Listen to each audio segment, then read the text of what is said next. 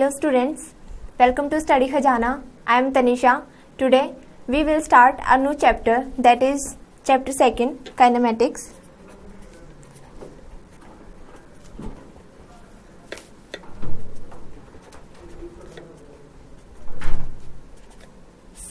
We will divide this chapter in 4 major parts, that is first, uniform motion.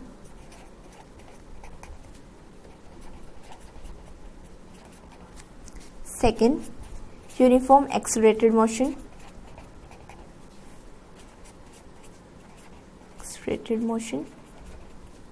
Third, vectors. And the fourth one is motion in plane.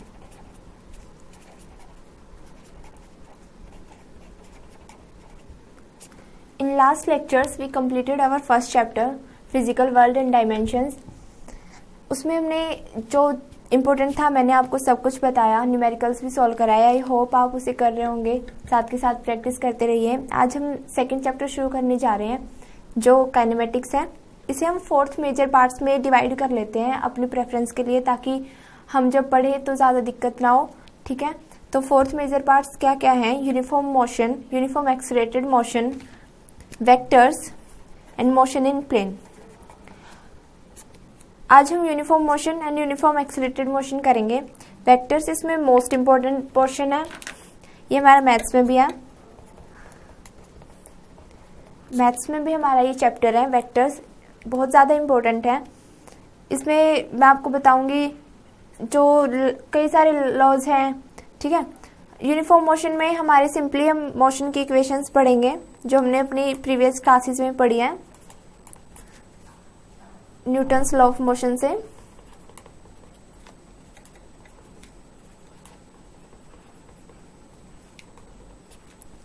ये दोनों portion बहुत ही ज़्यादा understanding पे based है. ठीक है, इसे हम ज़्यादा से ज़्यादा अपनी प्रैक्टिकल लाइफ में यूज़ करते हैं. तो ये सारा आज हमारा एग्जाम्पल बेसिस पे ही होगा. जितना ज़्यादा हम इसे अपने खुद से रिलेट करके पढ़ेंगे उतना ज़्यादा इजी रहेगा.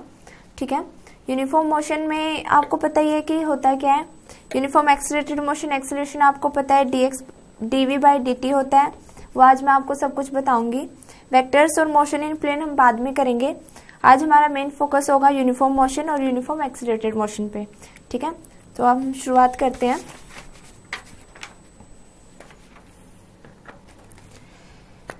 मेनली काइनेमेटिक्स होती क्या है? सबसे पहले तो वही काइनेमेटिक्स इम्पोर्टेंट चैप्टर है, बहुत ज़्यादा वेटेज भी है. 8 to 9 10 to 12 मार्क्स का इससे एग्जाम्स में आ ही जाता है. वेक्टर्स हमारा मैथ्स में भी है, दैट्स वाई ये बहुत ज़्यादा इम्पोर्टेंट है. इसमें वेक्टर पैरेललोग्राम लॉ और बहुत सारे इम्पोर्टेंट एरिया यही चैप्टर कवर कर लेता है.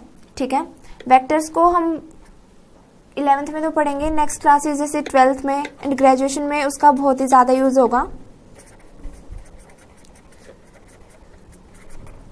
आज हमारा मेन फोकस है uniform motion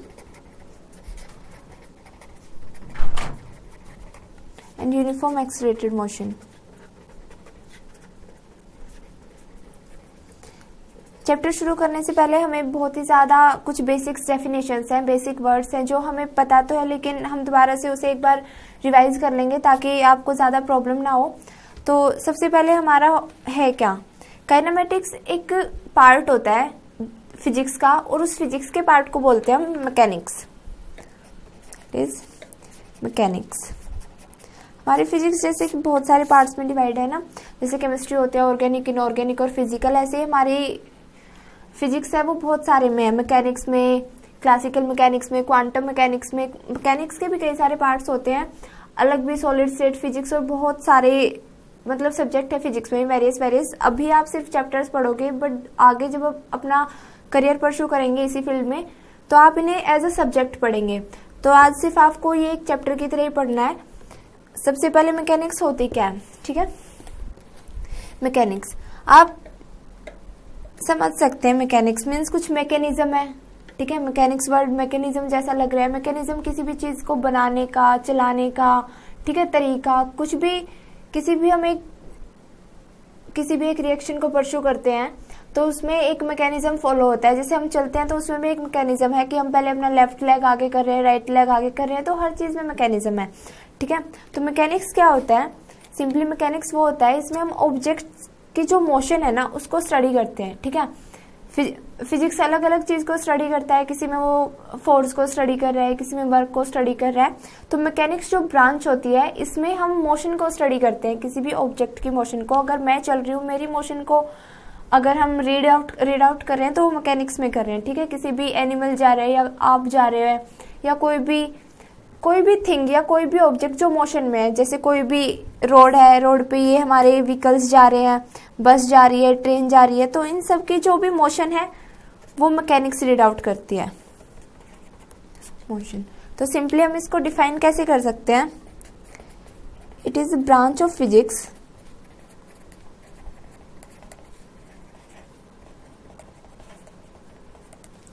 which deals with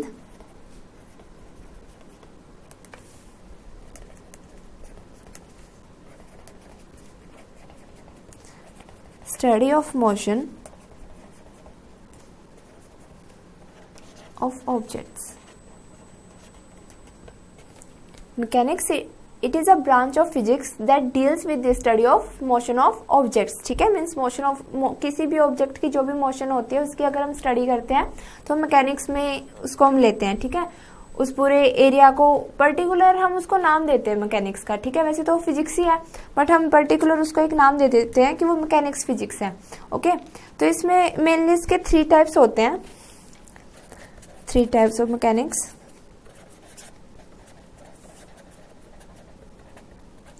First one is static, second one is kinematics, and the third one is dynamics.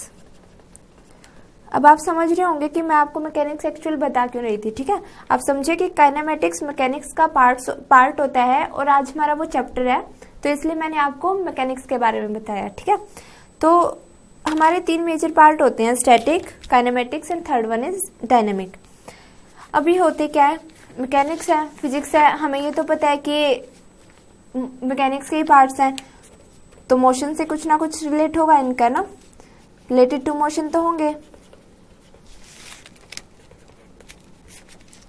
तो अब हम इन्हें डिफाइन क्या करेंगे? रिलेटेड टू मोशन है। ठीक है, और अगर तीनों रिलेटेड टू मोशन है तो 3 अलग अलग पार्ट किए क्यों? हम खाली से मैकेनिक्स भी बोल सकते थे ना, क्यों स्टैटिक बनाया, क्यों काइनेमेटिक्स बनाया और क्यों डायनामिक्स बनाया। ठीक है, तो आज वही बनाना है, तीनों रिलेटेड टू मोशन है, दैट्स अंडरस्टूड। ठीक है, ये कंफर्म है कि ये रिलेटेड टू मोशन है, बट बेटा इनमें कुछ ना कुछ तो डिफरेंस होगा, तभी तो ये अलग अलग पार्ट्स बनाए हैं, वरना सिंपली हम एक मैकेनिक्स बोलते हैं और छुट्टी करते हैं ना। ऐसे तो नहीं बोलते कि चलो मतलब स्टैटिक पढ़ रहे हैं आज, काइनेमेटिक्स पढ़ रहे हैं, डायनेमिक्स पढ़ रहे हैं। ठीक है, तो अब इनमें डिफरेंस क्या है? हमारा मेन पोर्शन वही है कि हमें समझना है कि इनमें डिफरेंस क्या है। ठीक है, तो static, the first one is static. Static आपको देख के ये हो रहा है कि स्टैच्यू है या स्टेबल है ना। स्टैटिक का मतलब ये होता है कि एक जगह पे स्टैच्यू है ना, तो आप इसे स्टैटिक से स्टैच्यू याद कर सकते हैं। ऐसे जब बचपन में हम खेलते थे ना स्टैच्यू, और हम ऐसे फ्रीज हो जाते थे एक ही पॉइंट पे, तो उसी से हम यहाँ अपना रिलेट कर सकते हैं। तो स्टैटिक क्या होती है? सिंपली इसको डिफाइन करते हैं हम, it is the branch of mechanics. Branch of mechanics है ना ये, it is the branch of mechanics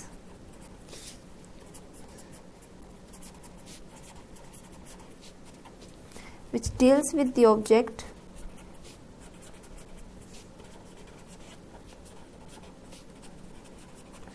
when it is at rest. Okay, means static हमारी ब्रांच है मैकेनिक्स की जो डील करती है ऑब्जेक्ट के साथ जब वो रेस्ट पे होता है, तो उस ब्रांच को हम क्या बोलते हैं? स्टैटिक। अब वो रेस्ट पे है तो उसके मोशन के तो बारे में बता रहे हैं। अब ये नहीं है कि मोशन का मतलब ये होता है कि मैं मूव भी कर रही हूँ या चल रही हूँ। ठीक है, तो रेस्ट भी मोशन में इंक्लूड हो जाती है। तो स्टैटिक वही ब्रांच होती है जो डील करती है ऑब्जेक्ट के रेस्ट पे होने पर, ठीक है। जैसे रेस्ट पे होने का मतलब क्या होता है मेनली, अगर मैं बोलूँ कि व्हाट इज रेस्ट, अब मैं यहाँ बैठी हूँ, मैं रेस्ट पे हूँ या मोशन में हूँ, रेस्ट पे हूँ ऑब्वियसली। रेस्ट को फिर हम ऐसे डिफाइन कैसे कर सकते हैं, अगर आपको एग्जाम में पूछ लेते हैं एग्जामिनर कि व्हेन विल वी से the object is at rest, ठीक है, तो आप ऐसे तो बोलेंगे नहीं कि मैम एक चेयर पे बैठी है तो उसको हम रेस्ट पे बोलेंगे, और अगर मैम चल रही है तो मूव करेंगे, ठीक है। तो इसको हमें डिफाइन करने का तरीका क्या है, हम इसको कैसे रिप्रेजेंट करेंगे, कैसे लिखेंगे, कैसे बताएंगे, वो हम बताएंगे when the position of object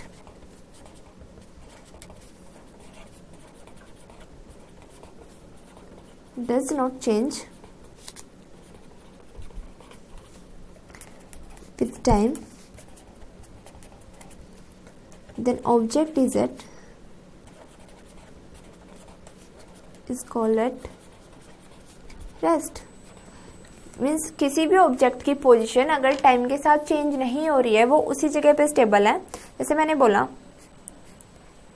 ये बस है, ठीक है, ये यहाँ पे है, time is equal to 1 second है, time is equal to 2 second हो जाता है, time is equal to 30 second हो जाता है, time is equal to 24 hours हो जाते हैं, ठीक है। ये इसकी पोजीशन यही है, मीन्स ये यहाँ नहीं गई या ये यहाँ नहीं गई, तो हम इसको क्या बोलेंगे, दिस बस इज एट रेस्ट, ये बस रेस्ट पे है, ठीक है। मीन्स किसी भी टाइम के साथ अगर उसकी पोजीशन, किसी भी ऑब्जेक्ट की पोजीशन चेंज नहीं होती है, वो वहीं पे स्टेबल रहती है, तो हम उस ऑब्जेक्ट को रेस्ट पे बोलते हैं, ठीक है। और जब रेस्ट पे होता है वो ऑब्जेक्ट और उसकी जो स्टडी करते हैं वो हमारी स्टैटिक मैकेनिक्स होती है, गॉट इट। तो स्टैटिक मैकेनिक्स क्या होती है, it is a branch of mechanics which deals with the object when it is at rest, okay. We move to second, the second one is kinematics.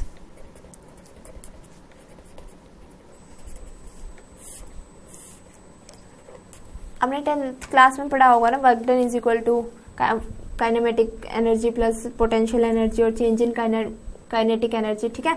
तो kinetic energy क्या होती थी, when energy in motion, energy in motion होती थी। तो kinematics हम उसी से ले सकते हैं कि इसमें मोशन तो हो ही रही है, मोशन तो हमें पता ही बेटा कि मैकेनिक्स में है ही है, तो इसमें और स्टैटिक में डिफरेंस क्या, और इसमें और डायनामिक्स में क्या डिफरेंस है, क्यों हमने ये अलग अलग पार्ट बनाए। तो इसलिए हम काइनेमेटिक्स को कैसे डिफाइन करेंगे,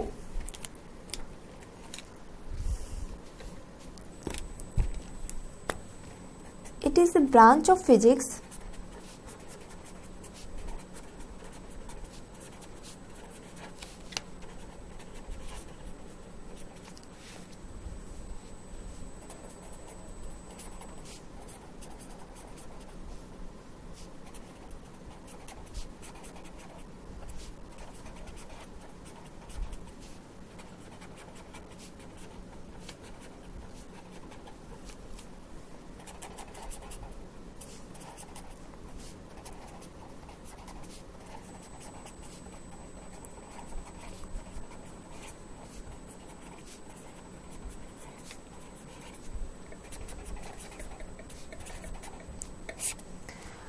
Kinematics. It is a branch of physics which deals with the object when it is in motion without knowing the cause of motion, ठीक है।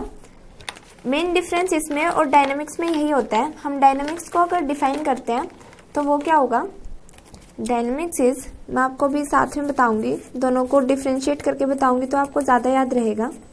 डायनामिक्स सेम पार्ट है मोशन तक, कि मीन्स ये भी मोशन को ही डील करती है, तो हम सीधा लिख सकते हैं।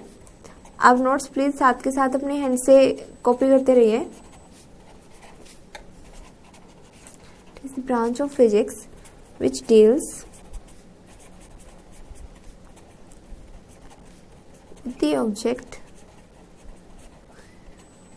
when it is in motion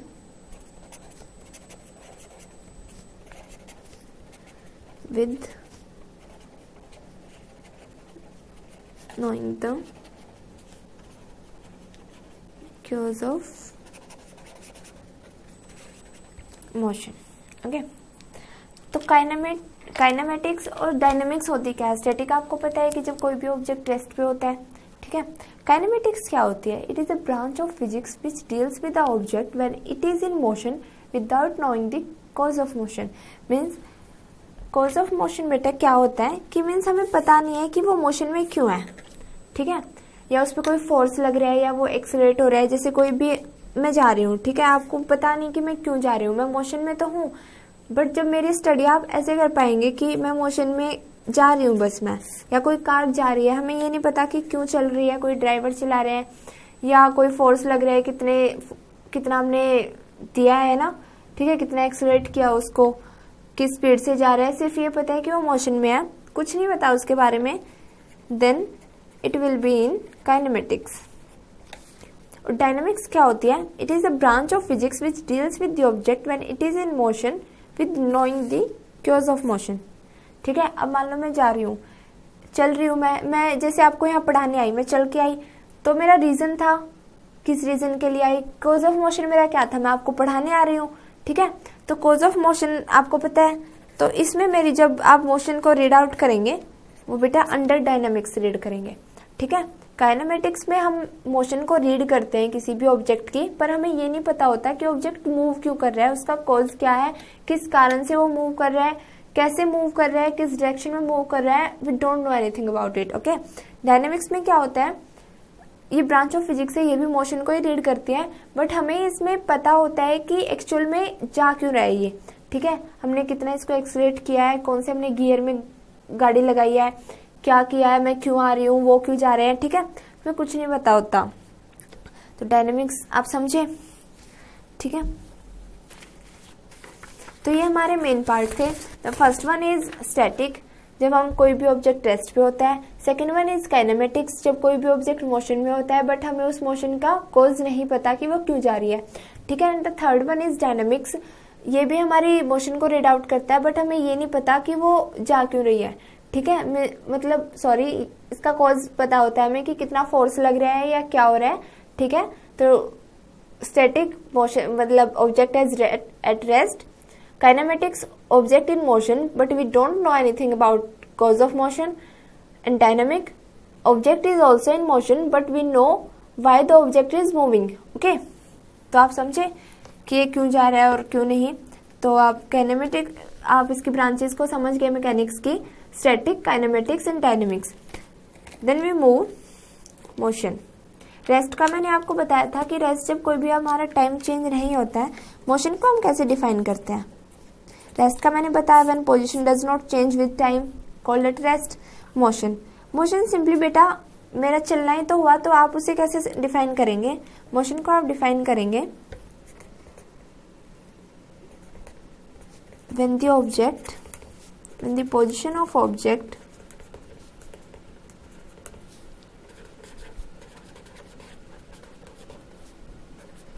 is changed with time, called object in motion। okay, motion क्या होती है, when the position of a object is changed with time then object is called in motion। ठीक है, तो motion के हमारे 3 major parts होते हैं। तो मोशन क्या क्या होती है हमारी, the first one is rectilinear और translatory motion.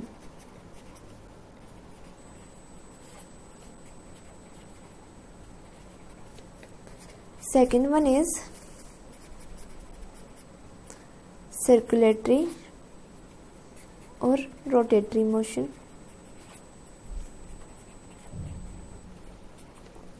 Third one is oscillatory motion.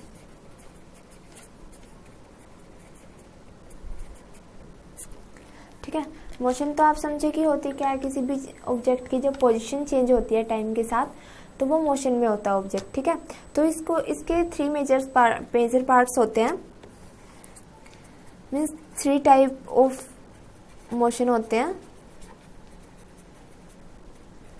वो 3 टाइप ऑफ मोशन क्या होते हैं बेटा, 3 टाइप ऑफ मोशन होते हैं, रेक्टिलिनियर और translatory motion.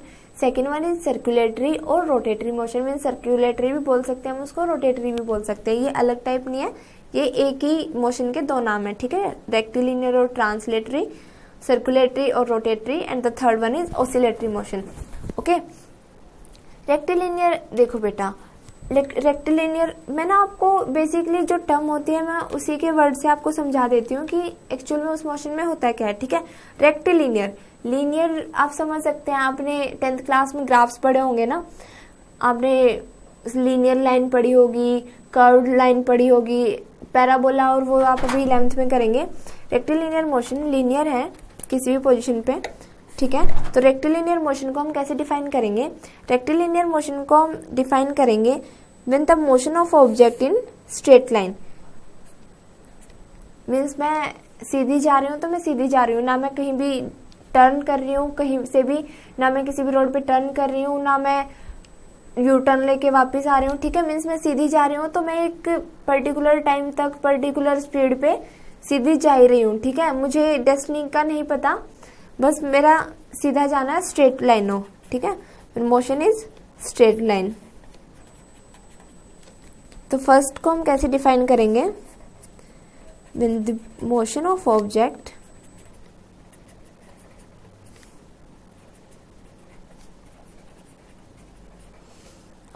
In straight line, then motion is called rectilinear motion, ठीक है। सर्कुलेटरी, सर्कुलेटरी क्या आप नाम से क्या समझ सकते हो कि मैं किसी सर्कुलर पाथ की बात कर रही हूँ, ठीक है। तो सर्कुलर पाथ वाली मोशन को हम क्या बोलेंगे? Circulatory motion.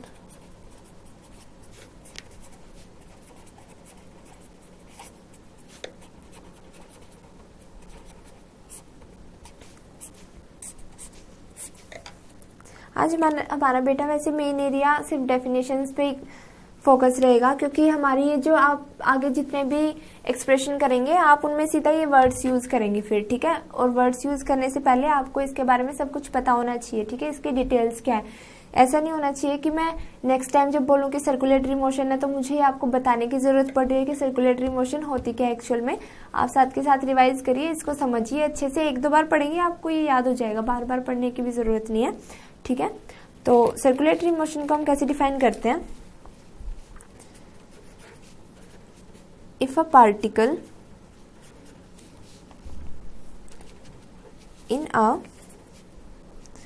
particle is moving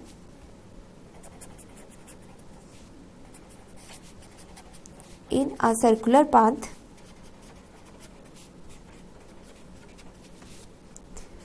then motion is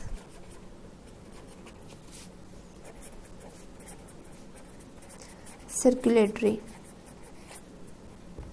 okay, circulatory motion means ऐसे, ठीक है। किसी भी एक सर्कल में जब हमारा पार्टिकल रिवॉल्व करता है तो उसको हम सर्कुलेटरी पाथ बोलते हैं, ठीक है। मीन्स वो ऐसे ही घूम रहा है, जैसे हमारे एग्जांपल क्या हो जाएगा? Planet revolves around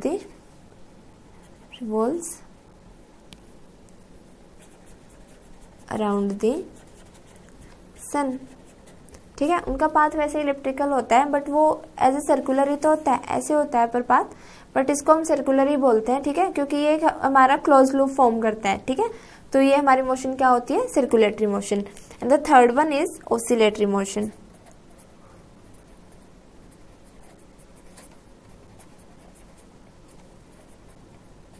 I hope आप अपना पीछे वाला सिलेबस साथ के साथ रिवाइज कर रहे हैं। आपका फर्स्ट चैप्टर कंप्लीट हो गया, आप उसको साथ के साथ रिवाइज कीजिए, ठीक है।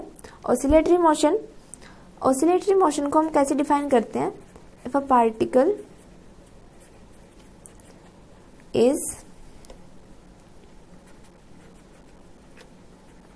मूविंग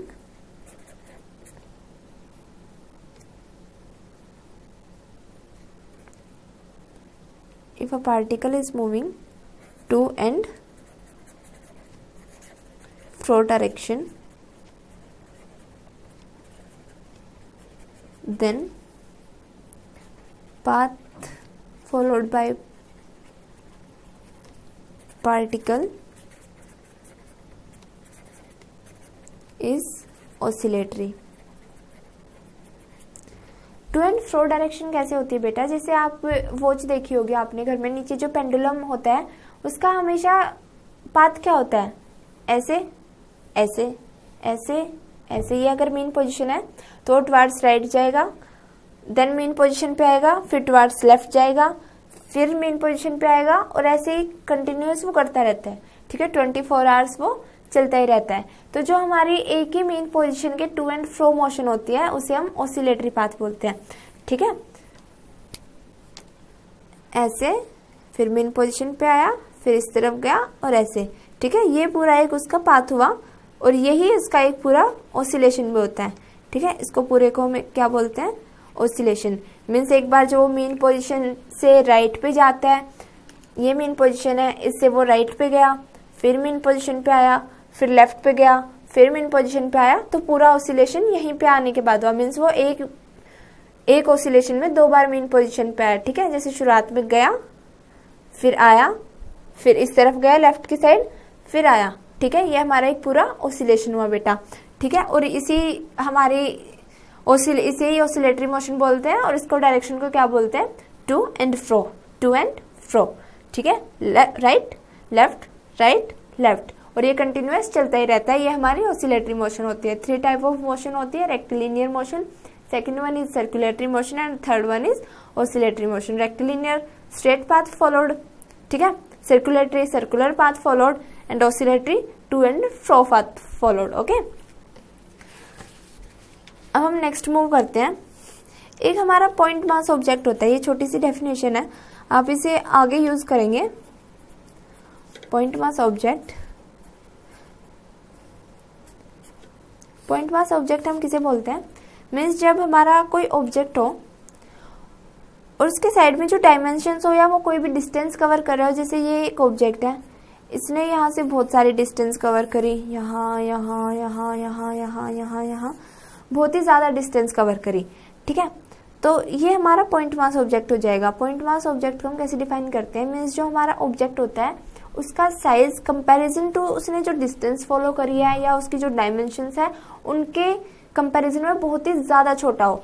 ठीक है, अब जैसे ये मानो कि आप बहुत ही ज़्यादा हायर बिल्डिंग पे चले जाते हो, बहुत ही ज़्यादा हाइट पे चले जाते हो। आप जब नीचे रोड पे कार या किसी भी इंसान को देखते हैं, किसी भी ह्यूमन बीइंग को देखते हैं, किसी भी एनिमल को देखते हैं, तो आपको साइज में बहुत ज़्यादा छोटा दिखता है।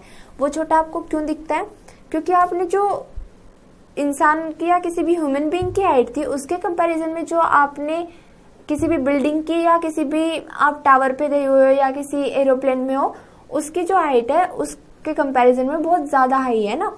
क्योंकि जो ह्यूमन बीइंग की हाइट है वो बहुत छोटी पड़ जाती है हमारे लिए, और किसी भी डिस्टेंस जो हम जिस डिस्टेंस पर हम हाइट है हमारी जिस पर हम खड़े हैं, वो डिस्टेंस उस ह्यूमन बीइंग की हाइट के कंपैरिजन में बहुत ज़्यादा हो जाती है, इसलिए हमें वो बहुत ज़्यादा छोटा दिखता है। तो यहाँ पे भी सेम वही कंसेप्ट है, जब हमारा जो डिस्टेंस ट्रेवल करता है ये पार्टिकल वो बहुत ही ज़्यादा हो जाती है, तो जो ये पार्टिकल है ये बहुत ही स्मॉल हो जाता है उसके कंपैरिजन में, तो हम इसे सीधा एक पॉइंट के रूप में ले लेते हैं। ठीक है, एज अ पॉइंट ट्रीट करते हैं इसे, तो एज अ पॉइंट ट्रीट करते हैं, तो इसे हम पॉइंट मास ऑब्जेक्ट करते हैं। ठीक है, पॉइंट मास ऑब्जेक्ट तो हम इसे डिफाइन कैसे करेंगे, an object is said to B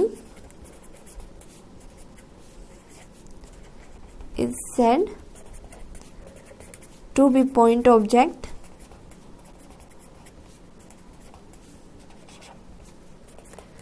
if it covers much greater distance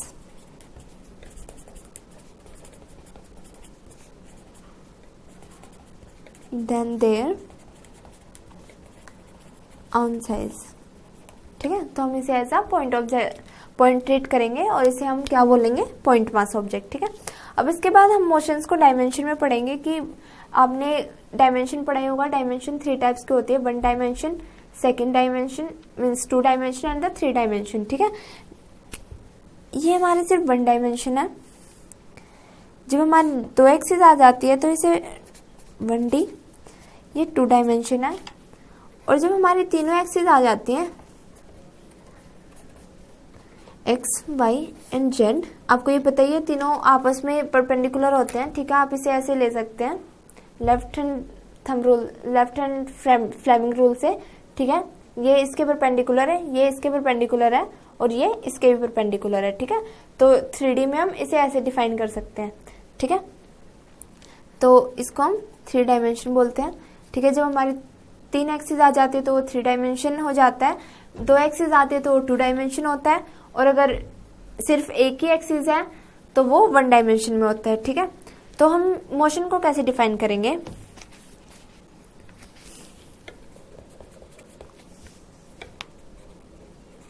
motion in 1 dimension.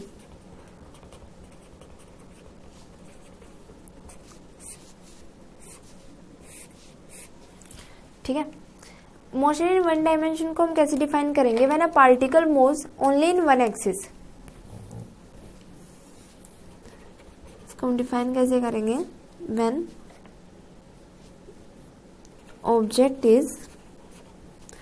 Object position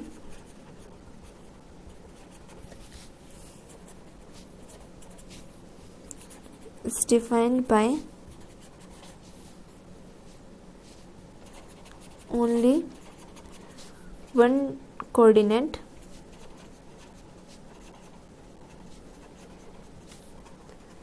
which specify the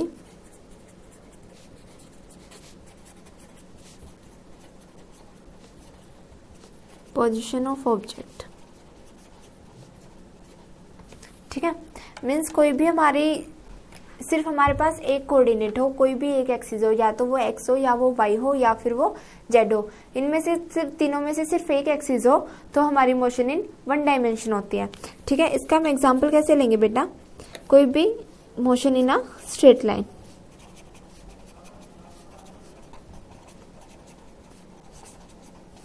ये सिर्फ आपको समझने की जरूरत है, आप अपनी नोटबुक में नोट डाउन कर सकते हैं ताकि आपको लॉन्ग टाइम के लिए ये मेमोराइज रहे।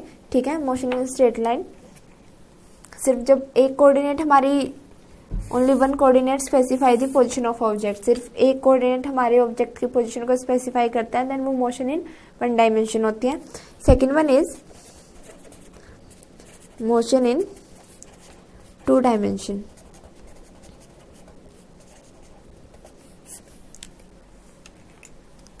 When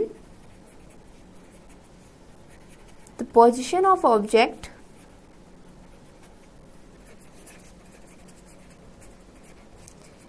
is specified by 2 coordinates, then motion in 2 dimension।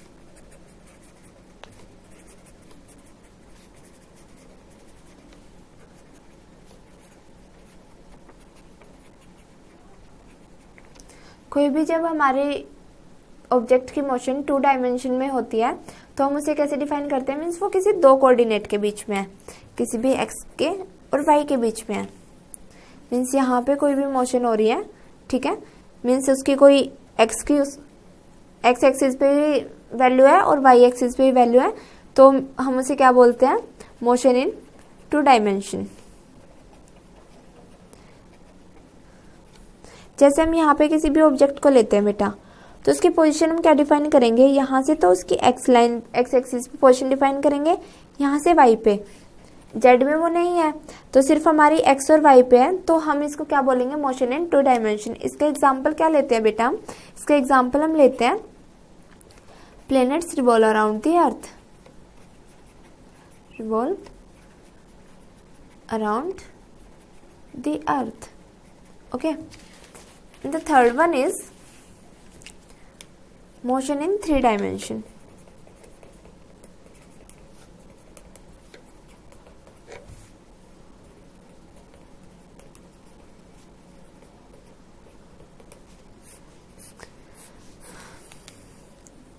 इसको कैसे डिफाइन करेंगे, जब किसी भी ऑब्जेक्ट की पोजीशन 3 कोऑर्डिनेट्स डिफाइन करते हो। ठीक है, object position is defined by 3 objects, then 3 coordinates, then object in 3 dimension। Okay, जब हमारे किसी भी ऑब्जेक्ट की पोजीशन 3 कोऑर्डिनेट्स के द्वारा, ठीक है, 3 कोऑर्डिनेट्स की वजह से जब डिफाइन होती है तो उसे हम 3 डायमेंशन मोशन बोलते हैं। इसका एग्जांपल हम क्या लेते हैं, अ काइट फ्लाइंग। जब आप कोई भी पतंग उड़ाते हैं, पतंग आप सब उड़ाते होंगे, ठीक है, जब हम कोई भी पतंग उड़ाते हैं तो उसकी एक वो पर्टिकुलर हाइट पे भी जाती है, ठीक है, ऐसे भी जाती है टू एंड फ्रो मोशन में। जब वो टू एंड फ्रो मोशन करती है तो वो किसी एक्स और वाई पे जाती है, ठीक है, और हमारे से जो उसकी हाइट है वो जेड एक्सिस हो जाएगी। तो उसकी हम कोई भी जब हम डिफाइन करेंगे उसकी पोजीशन, मानो कि वो यहाँ है, ठीक है, मीन्स वो ऊपर हुई तो ये वाली, वो ऊपर हुई तो इस डायरेक्शन में हुई, और ऐसे अगर वो उड़ रही है तो वो इन 2 कोऑर्डिनेट्स में हुई, ठीक है। तो हमारी से हाइट पे होने की वजह से, क्योंकि हम ऊपर उड़ाते हैं तो हमारी रिस्पेक्ट में हाइट पे होने की वजह से वो जेड एक्सिस में हो जाती है, और जब उसके ऊपर मोशन होती है वो एक्स और वाई में होती है। तो जब kite is flying then it will called in 3D motion. Okay, हमारे आपने अब तक किया है कि टाइप्स ऑफ, आपने मैकेनिक्स पढ़े हैं, टाइप ऑफ मोशन पढ़े हैं, और आपने मोशन इन 1, 2 एंड 3 डायमेंशन पढ़ी है, ठीक है। अब हम करेंगे सिंपली डिस्टेंस, डिस्प्लेसमेंट क्या होती है। ये हमारा सारा वैसे 9th क्लास का है, मैं एक बार आपको रीड आउट करा रही हूँ ताकि आपको दोबारा से एक बार वो मेमोराइज हो जाए चीज़ें, आपको दोबारा से 9th क्लास की बुक्स नहीं खोलनी पड़ेगी, ठीक है। तो सबसे पहले हम डिस्टेंस को कैसे डिफाइन करते हैं।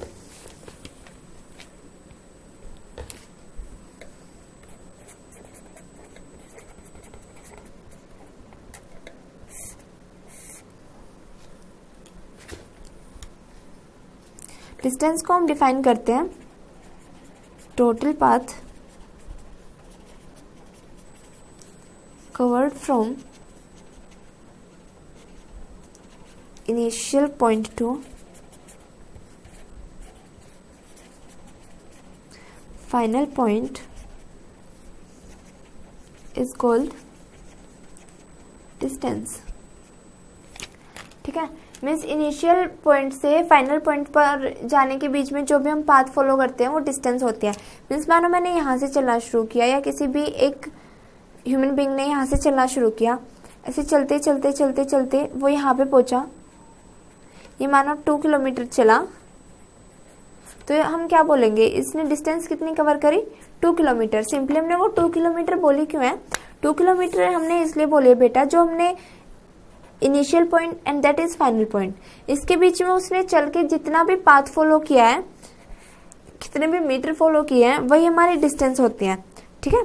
तो यहाँ पे हमारी डिस्टेंस क्या हो जाएगी, 2 किलोमीटर, क्योंकि उसका इनिशियल पॉइंट ये था, फाइनल पॉइंट ये है, ठीक है। इसके बाद हमारा क्या आता है, इसके बाद हमारा मेन पॉइंट आता है displacement. Displacement is also a distance between initial and final point, ठीक है।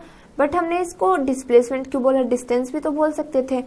तो डिस्प्लेसमेंट में और डिस्टेंस में सबसे मेजर डिफरेंस यही होता है, डिस्टेंस हमारे टोटल होते हैं इनिशियल से फाइनल तक, ठीक है। डिस्प्लेसमेंट हमारा शॉर्टेस्ट पाथ होता है। अब मैं बताती हूँ शॉर्टेस्ट पाथ कैसे होता है। सबसे पहले डिस्प्लेसमेंट क्या होती है, द शॉर्टेस्ट पाथ बिटवीन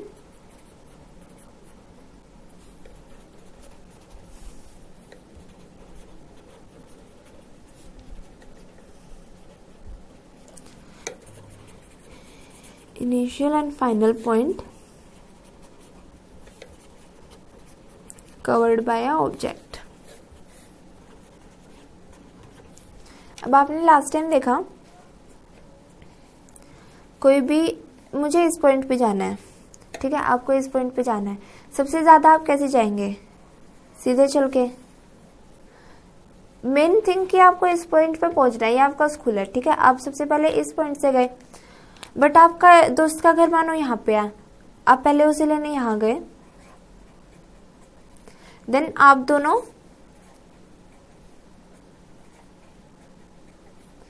फिर स्कूल जाते हैं, यहाँ पे गए, ठीक है।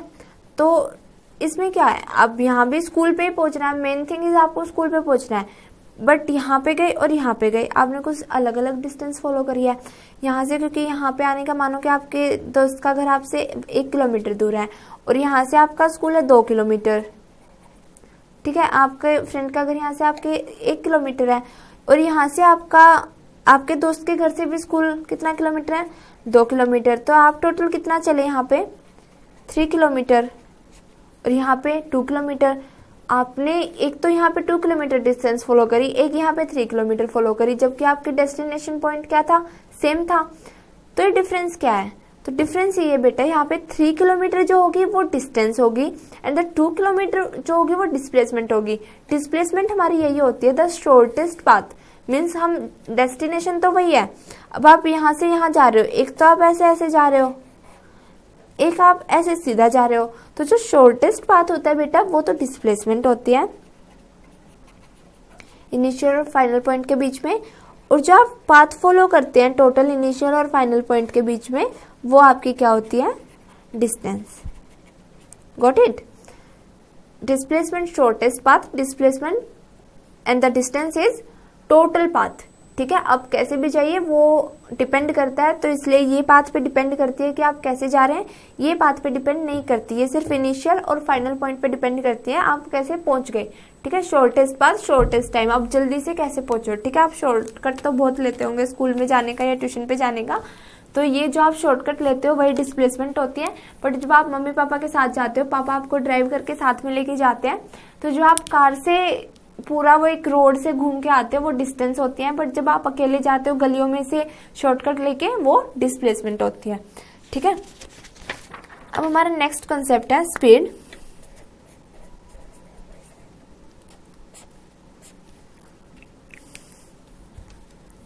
स्पीड को हम कैसे डिफाइन करेंगे, rate of change of distance is called speed. Okay, speed को हम डिफाइन करते हैं किसी भी चीज से, स्पीड को हम क्या करेंगे, rate of change of. Rate of change of का मतलब होता है बेटा सिंपली डिवाइडेड बाय टाइम। ये मैंने आपको फर्स्ट चैप्टर में भी बताया था, मैंने आपको ग्रेडियंट बताया था, जब ग्रेडियंट आता है तो डिवाइडेड बाय लेंथ होता है, और जब रेट ऑफ चेंज ऑफ आता है तो डिवाइडेड बाय टाइम होता है। तो यहाँ पे स्पीड क्या हो जाएगी, डिस्टेंस अपॉन टाइम। ओके, इसकी यूनिट क्या हो जाएगी, यूनिट मैंने आपको फर्स्ट चैप्टर में ही कराई है, इसकी unit metre divided by second. अगर हम इसको लेके जाएंगे ऊपर न्यूमरेटर में तो हम इसको सेकंड इनवर्स लिख देंगे, तो स्पीड की यूनिट क्या होती है, मीटर पर सेकंड। ओके, यूनिफॉर्म, अब इसके मेजर पार्ट्स हैं यूनिफॉर्म स्पीड। कई जगह आप देखेंगे कि यूनिफॉर्म स्पीड, मैंने आज बोला भी था कि हम 4 मेजर पार्ट्स में पढ़ेंगे। First one is uniform speed and the second one is uniform accelerated motion. ठीक है, यूनिफॉर्म मोशन और यूनिफॉर्म एक्सेलरेटेड मोशन। तो यूनिफॉर्म का मतलब मैं आपको भी बताऊंगी। तो यूनिफॉर्म स्पीड क्या होती है, तो आप सिंपली आप बेटा ये समझिए कि यूनिफॉर्म का मतलब क्या होता है। यूनिफॉर्म का मतलब सेम होता है, आप उसे यूनिफॉर्म मोशन बोलो, यूनिफॉर्म स्पीड बोलो, यूनिफॉर्म वेलोसिटी बोलो, यूनिफॉर्म एक्सेलरेटेड मोशन बोलो। यूनिफॉर्म का मतलब क्या होता है, यूनिफॉर्म का मतलब वो नहीं होता है जो आप स्कूल में पहन के जाते हो। ठीक है, वो भी यूनिफॉर्म होती है, बट एक यूनिफॉर्म वर्ड होता है। यूनिफॉर्म का मतलब होता है बेटा कि यूनिफॉर्म का मतलब है किसी भी, जब आपका जो पाथ फॉलो होता है ना, जैसे मैं इस पोजीशन पे यहाँ थी, ठीक है, मैं यहाँ पे गई या मैं यहाँ पे गई, मेरी स्पीड सेम हो प्लस टाइम भी सेम हो।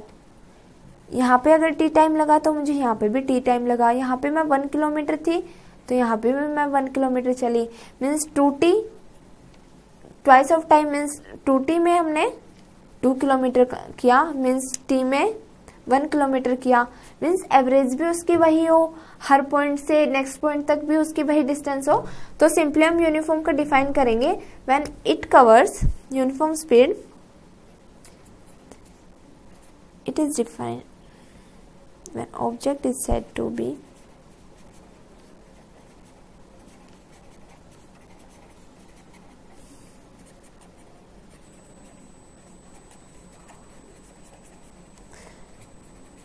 when it covers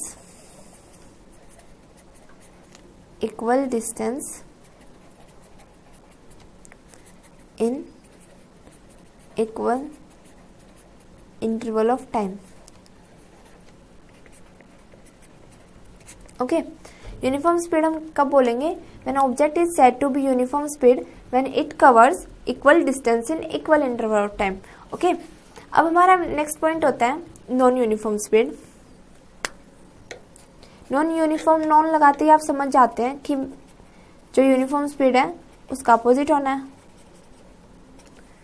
तो इसको हम डिफाइन करेंगे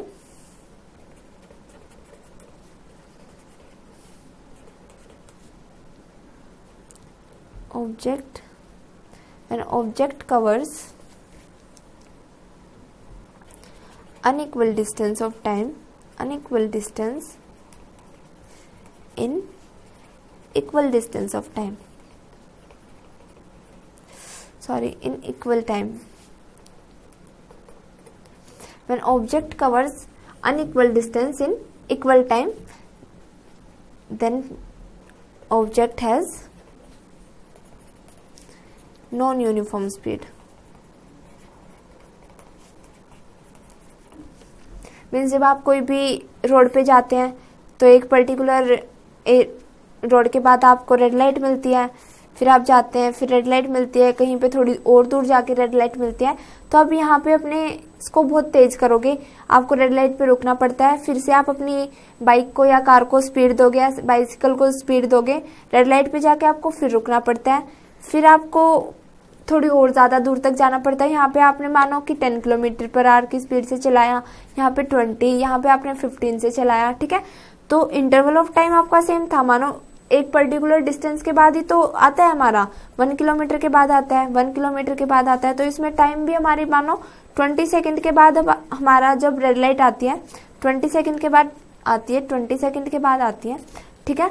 तो आपने इसमें 10 किलोमीटर चलाया, किसी में 20 किलोमीटर पर आवर की स्पीड से चलाई अपनी व्हीकल को, किसी उसमें 15 किलोमीटर पर आवर की स्पीड में, तो जो टाइम का इंटरवल है वो सेम हो, बट जो आपकी डिस्टेंस हो मीन्स जो आपकी स्पीड हो वो अलग अलग हो, तो उसको नॉन यूनिफॉर्म स्पीड बोलते हैं, ठीक है। जो आपने डिस्टेंस कवर करी हो वो टाइम ऑफ इंटरवल के साथ डिफर करती हो, तो वो नॉन यूनिफॉर्म स्पीड होती है, ठीक है।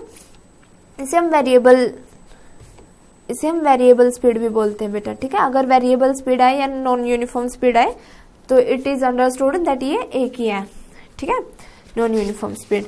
अब इससे आगे हम करते हैं एवरेज स्पीड। एवरेज स्पीड को हम कैसे डिफाइन करते हैं?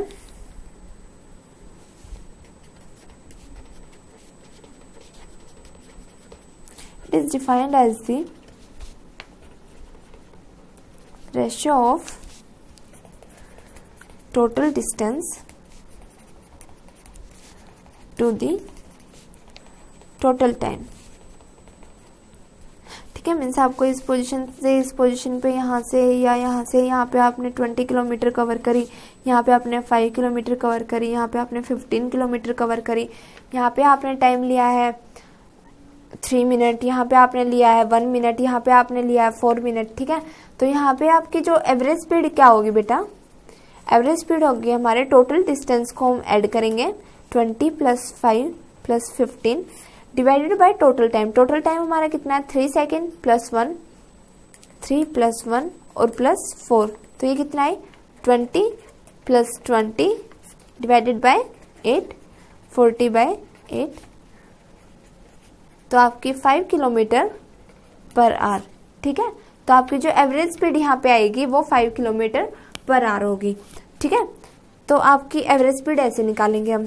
इसके बाद हमारी आती है इंस्टेंटेनियस स्पीड। एवरेज स्पीड और आपने ये यूनिफॉर्म और नॉन यूनिफॉर्म पहले भी पढ़ी होगी, आज आप नया कर रहे हैं instantaneous speed, okay.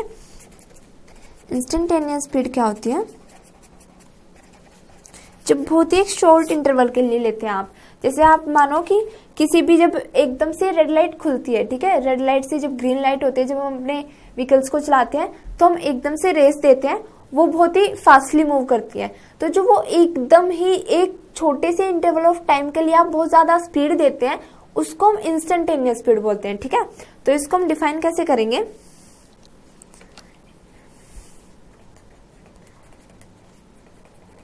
It is a speed at particular interval of time.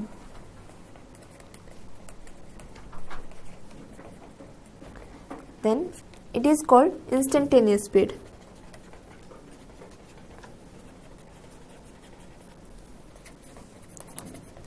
इसको हम डिफाइन कैसे करेंगे? स्पीड बहुत ही ज़्यादा स्मॉल डिस्टेंस है डेल्टा एक्स, और बहुत ही ज़्यादा स्मॉल इंटरवल ऑफ टाइम है डेल्टा टी। ठीक है, तो ये हमारी यहाँ पे क्या होगी? Instantaneous speed.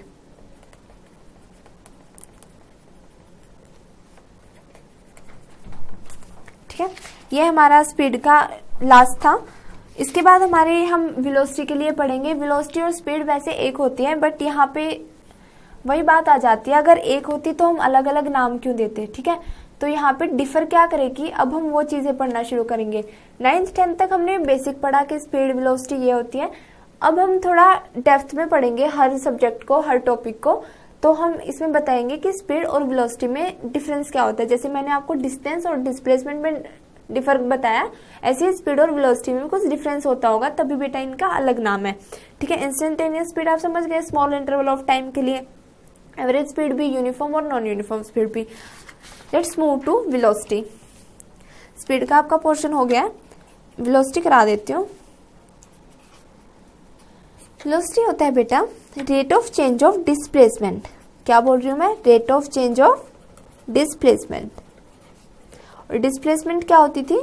Shortest path. क्या होती थी? Shortest path. ठीक है, किसी भी इनिशियल और फाइनल पॉइंट के बीच में जो भी शॉर्टेस्ट पाथ होता है उसको हम क्या बोलते हैं? वेलोसिटी। ठीक है, तो वेलोसिटी रेट ऑफ चेंज का आपको मतलब पता ही है। वेलोसिटी हम रिप्रेजेंट करेंगे v से, डिस्प्लेसमेंट अपॉन टाइम। ठीक है, डिस्प्लेसमेंट अपॉन टाइम। डिस्प्लेसमेंट हमारी क्या होती है बेटा? कोई भी हमारा फाइनल पोजीशन, उसको हम डिफाइन करते हैं x dash minus x upon T dash minus T, that is D X by D T. ठीक है, हम इसको ऐसे लिखते हैं, ये डिस्प्लेसमेंट हमारी, ये हमारा टाइम है, और ये D X by D T. ठीक है, uniform velocity.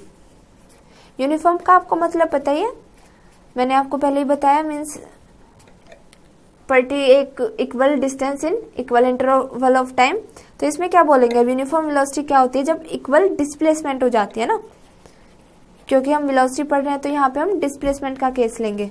Equal displacement in equal interval of time.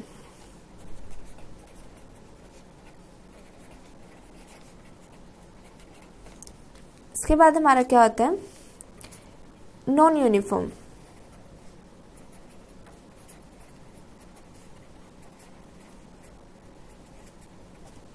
Non uniform same होगा, उसमें डिस्टेंस होती थी स्पीड में, यहाँ पे हम डिस्प्लेसमेंट लेंगे, तो अनइक्वल डिस्प्लेसमेंट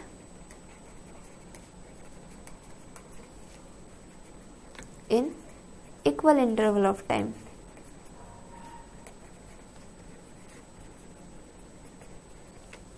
ठीक है, इसके बाद वही लाइंस हैं जो हमारी स्पीड में थी। इसके बाद एवरेज वेलोसिटी क्या होती है?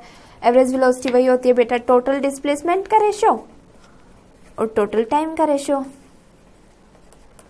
Total displacement to the total time. ठीक है, और इसको हम डिफाइन ऐसे भी कर सकते हैं कि कोई भी हमारी इनिशियल पॉइंट पे वेलोसिटी u थी, फाइनल पॉइंट पे वेलोसिटी v हुई, तो उसको हम डिवाइडेड बाय 2 कर देंगे तो वो एवरेज आ जाती है। ठीक है, ये हमारी here u is initial velocity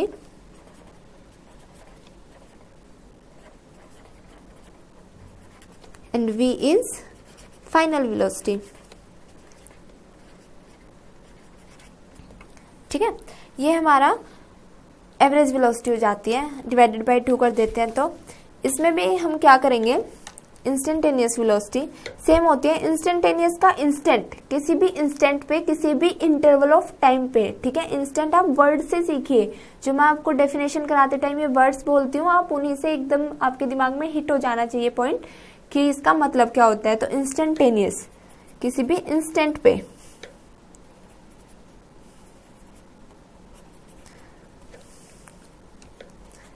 it is the velocity. Same वही होती है, बस इसमें बेटा डिस्प्लेसमेंट और डिस्टेंस का फर्क होता है, इसलिए हम स्पीड और वेलोसिटी को चेंज करते हैं। It is the velocity at small interval of time.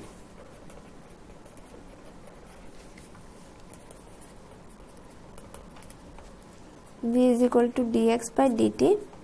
जब हमारा बहुत ही ज़्यादा लिमिट जो हमारी वो जीरो के टेंडिंग होती हो ना, बिल्कुल when limit of time tends to zero means बहुत ही ज़्यादा स्मॉल हो, 1 सेकेंड भी कंप्लीट नहीं कर रहा हो, बट एकदम नैनो सेकेंड में हो, तो उसको हम टेंड्स टू जीरो करते हैं, then delta X by del T. ठीक है, ये हमारी इंस्टेंटेनियस स्पीड होती है। अब ये था बेटा कि इसमें सारी जो मैंने अब तक कराया वो डेफिनेशन सी थी। ठीक है, मैंने आपको स्टैटिक, डायनामिक और काइनेमेटिक्स बताया, मोशन बताई आपको, रेक्टिलिनियर, सर्कुलेटरी एंड ऑसिलेटरी। ठीक है, उसके बाद मैंने आपको 1 डायमेंशन, 2 डायमेंशन, 3 डायमेंशन में कराया। उसके बाद मैंने आपको डिस्टेंस, डिस्प्लेसमेंट और स्पीड एंड वेलोसिटी के बारे में बताया। इनका यूज़ क्या है, मैंने आपको क्यों बताया। ठीक है, इनका यूज़ ये है कि इनमें से न्यूमेरिकल्स आते हैं सीधा, जो मैंने आपको अब तक थ्योरी बताई, मैंने आपको डेफिनेशंस बताई, ये हमारे नहीं आएंगे, जो भी अब करेंगे हमारा वो आएगा। ठीक है, जैसे कि कुछ न्यूमेरिकल्स हैं, ये हमारा न्यूमेरिकल फर्स्ट है, ये हमारा एनसीईआरटी का न्यूमेरिकल है, मोस्ट इंपोर्टेंट न्यूमेरिकल है एनसीईआरटी, मोस्ट इंपोर्टेंट न्यूमेरिकल है। ठीक है, इसको कैसे करेंगे हम, ऐसे पूछता है एग्जामिनर क्वेश्चंस, इसमें से ऐसे पूछता है, ना कि आपसे सीधा डेफिनेशन पूछेगा कि what is velocity and what is instantaneous velocity या व्हाट इज स्पीड, ऐसे डायरेक्ट कुछ नहीं पूछेगा, डेफिनेशन नहीं आती है। जो मैंने अब तक कराया वो आपके सिर्फ नॉलेज के लिए था, उसमें से एग्जामिनर नहीं पूछता है, बट उनके बेसिस पे अब जो ये न्यूमेरिकल्स हैं ये मोस्ट इंपोर्टेंट है। ऐसे ये कॉम्पिटिटिव एग्जाम्स में भी आएंगे और आपके सीबीएसई, आईसीएसई या किसी भी स्टेट बोर्ड एग्जाम्स में भी ये वाले क्वेश्चन पूछते मेरे टाइम में ये आया था, जब मैंने अपने 11th एग्जाम दिए थे तो मेरे टाइम में ये आया था एग्जाम में, इसलिए मैंने आपको ये पहले ही मार्क कर दिया कि मोस्ट इंपोर्टेंट है। ठीक है, तो ये न्यूमेरिकल क्या बेटा, अब ये देखिए, a car is moving along X axis, it moves O to P in 18 second and P to Q in 6 second when OP is 360 metre and OQ is 240 metre. ठीक है, तो आप शुरुआत में देखिए, car is moving along X axis, X axis में move कर रही है तो वो क्या होगी बेटा, स्ट्रेट लाइन। यहाँ से कोई भी ये पॉइंट O था, ये P था, ये कितने सेकंड में इस डिस्टेंस को कवर कर रही है यहाँ से यहाँ तक, 18 सेकंड में, और ये टोटल डिस्टेंस कितनी है, OP is equal to 360 metre. उसके बाद क्या है, and P to Q in 6 second, OQ कितना दे रखा है बेटा यहाँ से, 240 मीटर, और यहाँ से ये Q पॉइंट है, और Q से और P पे आने पे इसने कितने टाइम लिया, 6 सेकेंड का। Then find the speed and average velocity from O to P और from O to P and back, ये आपके और न्यूमेरिकल्स हैं, मुझे ये आपको भी कराने हैं। ठीक है, तो O to P and back to Q, इसमें हमें क्या कराना है, स्पीड निकालनी है और एवरेज वेलोसिटी निकालनी है।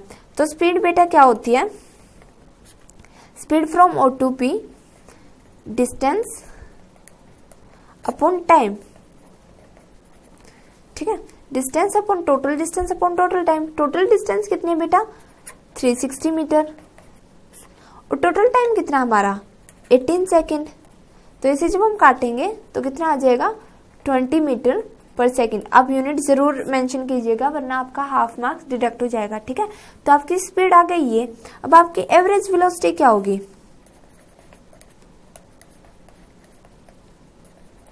एवरेज वेलोसिटी बेटा क्या बताई थी मैंने, टोटल डिस्प्लेसमेंट, क्योंकि वेलोसिटी है तो डिस्प्लेसमेंट होगी, अपॉन टोटल टाइम।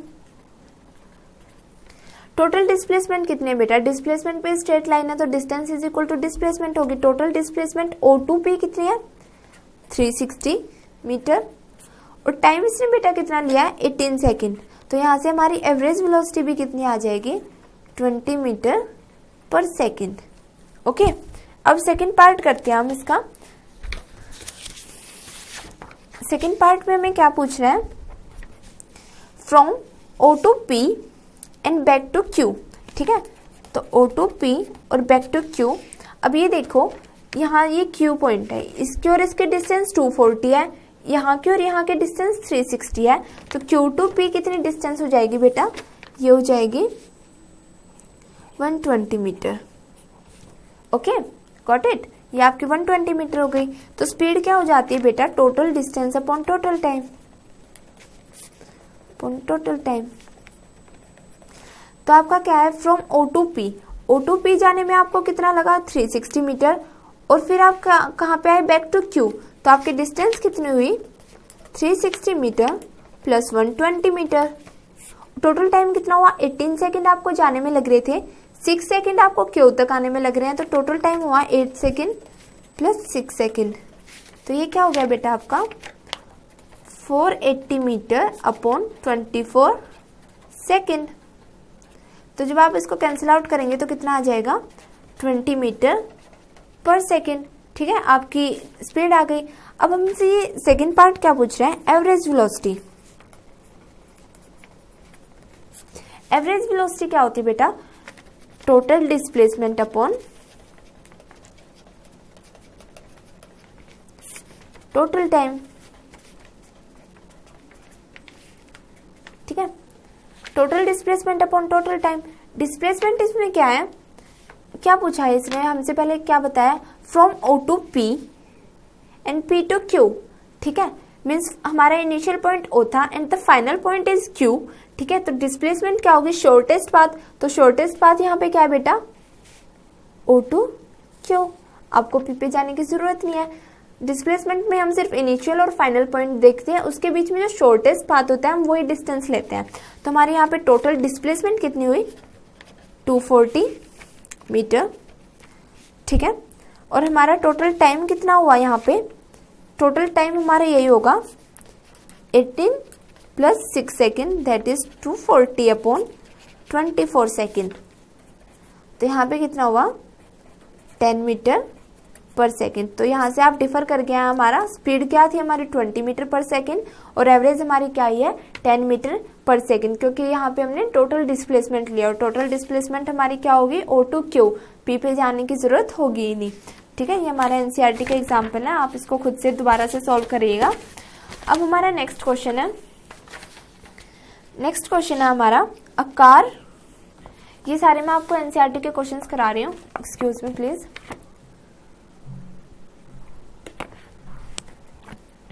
ये हमारा NCERT के क्वेश्चंस है। ठीक है, a car covers first half of the distance with a speed 40 km/h and second half of distance is 60 km/h। What is the average speed of car. ठीक है, तो अब आप इसे कैसे सॉल्व करेंगे, मानो कि उसने यहाँ तक करी, ये टोटल उसने डिस्टेंस x कवर करी है, तो उसका क्या था कि फर्स्ट हाफ हाफ कर लेंगे जब बेटा हम, इसका क्या होगा x/2 और इसका हाफ क्या होगा x/2। मानो कि A से B तक जा रही है, ये आपका C है। ठीक है, C मिड पे बिल्कुल हाफ ऑफ द डिस्टेंस है x/2। तो ये फर्स्ट हाफ को कितने डिस्टेंस में कवर कर रही है 40 km/h, और ये सेकेंड हाफ को कितने डिस्टेंस में स्पीड से कवर कर रही है 60 km/h। तो इन्होंने हमसे एवरेज स्पीड पूछी है, मीन्स ये A टू B जाने में इसकी एवरेज स्पीड क्या थी। एवरेज मीन्स हम total distance upon total time कर देंगे तो एवरेज स्पीड आ जाएगी। ठीक है, तो हम इसे ऐसे करेंगे, फॉर फर्स्ट हाफ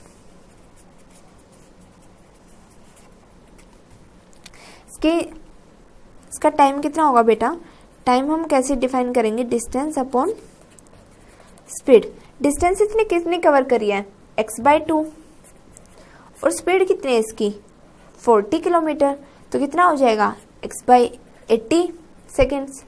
ठीक है, time and the second for second half t2 क्या होगा बेटा, t2 हो जाएगा distance upon speed. Second half में इसने कितनी डिस्टेंस कवर करी है x/2, और टाइम की स्पीड कितनी है इसकी 60, तो जब इसके साथ मल्टीप्लाई करेंगे तो x/120 सेकेंड आ जाएगा। ठीक है, तो इसके बाद हमारा क्या, हमारा टोटल टाइम क्या होगा बेटा, टोटल टाइम होगा t1 plus t2, t1 plus t2 x/80 plus x/120। इसको सोल्व आउट करेंगे, LCM 240, 3x plus 2x, that is हमारा टोटल टाइम आ जाएगा 5x अपॉन 240। ठीक है, तो इसकी हम स्पीड निकालेंगे, एवरेज स्पीड क्या आ जाएगी, total distance upon total time. Okay. और total distance upon total time हमारा कितना था? टोटल डिस्टेंस थी बेटा यहाँ से लेके यहाँ तक x, और टोटल टाइम कितना हमारा 5x डिवाइडेड बाय 240। तो जब हम इसको लेके जाएंगे तो ये जाएगा ऐसे x by 5x multiply by 240। x से x कैंसिल आउट हो जाएगा, 5 से कैंसिल आउट होगा, 5 4 जो 20 80। तो इसकी एवरेज स्पीड आ गई 48 किलोमीटर पर आवर। हमें इसकी एवरेज स्पीड ये तो निकालनी थी कि ए से बी पॉइंट पे जाने की इसकी एवरेज स्पीड क्या है। हमने क्या लिया? सिर्फ सिंपली डिस्टेंस ली, फर्स्ट हाफ से उसका फर्स्ट टाइम निकाला, यहाँ से यहाँ तक जाने में उसने जितना टाइम लिया, सेकेंड हाफ में उसका हमने सेकेंड वाला टाइम निकाला, और जो फिर टोटल टाइम होगा वो हमारा first half time taken by first half and plus time taken by the second half. ठीक है, टोटल टाइम हमारा क्या होगा?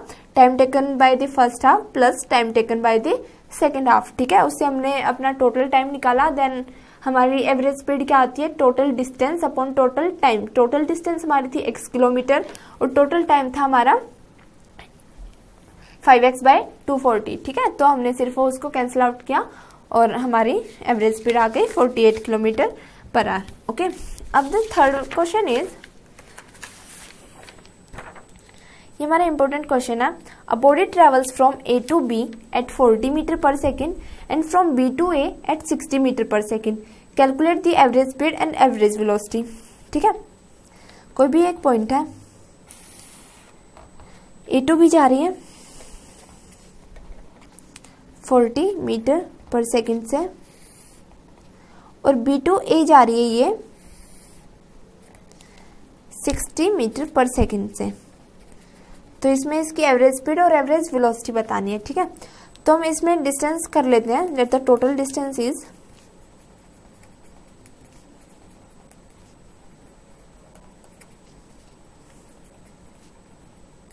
x। हम एक हाफ की डिस्टेंस ले लेते हैं x, तो दोनों हाफ की डिस्टेंस हो जाएगी 2x। ठीक है, तो हमने एक तरफ की डिस्टेंस, टोटल डिस्टेंस x लिया है, तो उसने टोटल डिस्टेंस कवर्ड कितनी करी है? 2x, क्योंकि वो पहले a टू b है ये हमारी सिर्फ डिस्टेंस। a टू b हमने डिस्टेंस लिया x, तो उसने टोटल कवर्ड डिस्टेंस कितनी करी है? 2x। ये आप समझ गए ना, क्योंकि वो a टू b गया and then b to a आया, और a to b distance x थी, तो फिर a टू b और then b to a x plus x 2x हो जाएगी। तो हमारा t1 क्या होगा बेटा? t1 हमारा होगा distance upon time, distance upon speed 40। t2 हमारा क्या हो जाएगा? जब a टू b जा रही है a to b, then b to a, distance हमारी सेम थी x और टाइम था, स्पीड थी हमारी 60 मीटर पर सेकेंड। तो हमारा टोटल टाइम क्या आ जाएगा? t1 plus t2 x upon 40 plus x upon 60। इसको हम सॉल्व आउट करेंगे, 120 3x plus 2x that is 5x bye 120। ठीक है, उसके बाद हम क्या निकालेंगे? हमसे एग्जामिनर क्या पूछ रहा है? Average speed and average velocity. ये बहुत ही मोस्ट इंपॉर्टेंट एग्जाम्पल्स है बेटा, आप इन पर प्लीज ध्यान दीजिएगा। Average speed and average velocity. Average speed हमारी क्या होती है? Total distance upon total time. यहाँ पे क्या होती है? Total displacement upon total time. ठीक है, तो शुरुआत में हम a टू b गए एंड b टू a आए, तो हमारे टोटल डिस्टेंस कितनी हो जाएगी बेटा? Twice of x। ठीक है, x जाने के लिए x आने के लिए, तो टोटल डिस्टेंस कितनी हो जाएगी? Twice of x। Total time कितना है यहाँ पे हमारा? टोटल टाइम हमने कैलकुलेट किया है 5x अपॉन 120। इसको जब हम सेट करेंगे तो क्या आएगा? 2x upon 5x multiply bye 120। x से x कैंसिल आउट हुआ, 5 से ये कैंसिल आउट हुआ 24 पे, 24 is multiply by 2 is equal to 48। तो हमारी टोटल एवरेज स्पीड आई है 48 मीटर पर सेकेंड। अब टोटल डिस्प्लेसमेंट, टोटल डिस्प्लेसमेंट क्या होती है? इनिशियल और फाइनल पॉइंट के बीच की डिस्टेंस। इनिशियल पॉइंट हमारा था a, then a to b, b to a, तो फाइनल पॉइंट भी हमारा क्या हुआ? a, तो यहाँ पे हमारी डिस्प्लेसमेंट कितनी होगी 0, total time 5x divided by 120 and something when 0 is divided by something then equals to 0।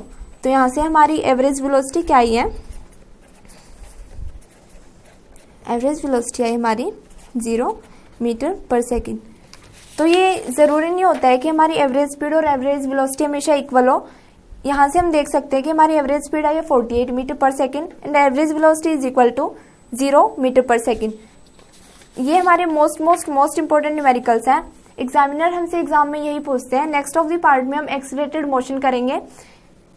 आज का टॉपिक यहीं पे खत्म होता है, नेक्स्ट में हम एक्सीलरेटेड मोशन करेंगे। आज हमने यूनिफॉर्म मोशन के बारे में सारा सब कुछ कर लिया है। जो जो एग्जाम्स में पूछते हैं वो मैंने आपको बताया। आई होप आप इसे रिवाइज करते रहेंगे। Thank you so much.